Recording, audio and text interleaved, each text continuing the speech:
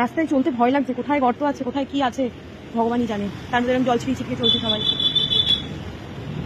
ভয়ঙ্কর ব্যাপার। যা যা, ও মা গো, বাইক আটকে গেছে।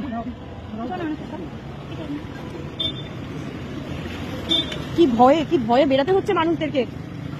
তাও এই রাস্তাটা প্লেন আছে, বাকি রাস্তা তো অবস্থা একদম শোচনীয়। কেউ একজন ভট্টনগরের ভিডিও দেখতে চেয়েছিলেন, এটা তার জন্য। দেখুন ভট্টনগরের অবস্থা, বোট চলবে কিছুদিন পর, নৌকো চলবে। বাবা পাইক লেগে গেল।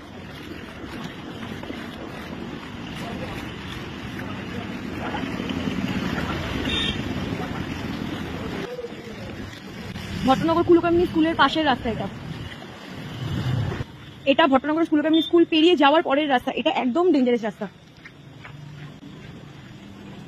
এই যে পাটা ফেলছি, কোথায় চলে যাবে আস্তে আস্তে আমি নিজেও ভেবে উঠতে পারবো না।